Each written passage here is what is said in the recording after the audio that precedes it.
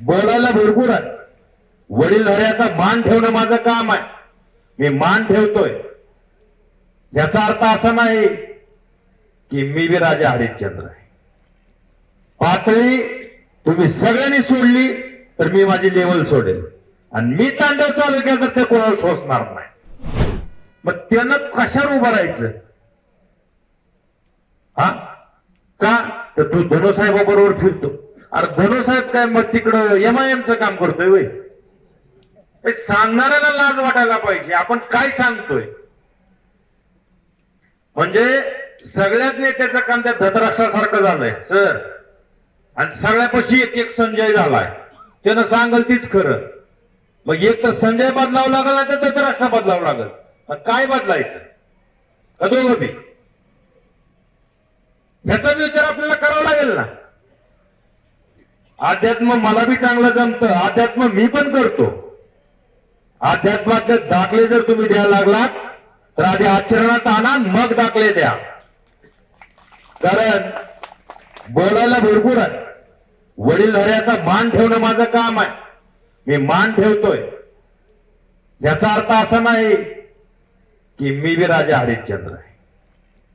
पातळी तुम्ही सगळ्यांनी सोडली तर मी माझी लेवल सोडेल आणि मी तांडव चालू केलं तर ते कोणाला सोसणार नाही.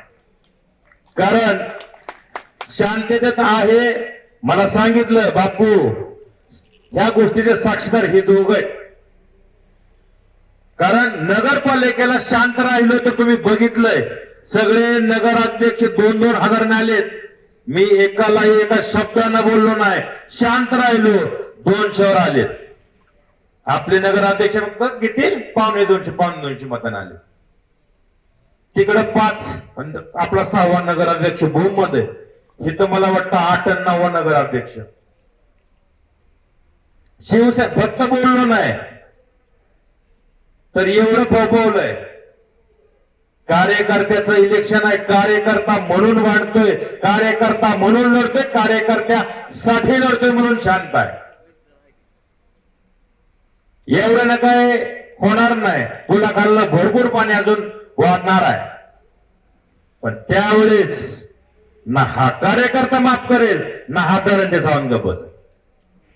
मग तिथं कुठलं मर्यादा मला वाटतं मी तुमच्या सगळ्याच्या साक्षीने सांगतो मग मी पाळणार नाही. कारण ही पोटतिडक एकट्यासाठी नाहीये ना. एकट्यासाठी एकट्यावर अन्याय होतोय म्हणून बी नाही. मला काय अधिकार पाहिजेत म्हणून बी नाही.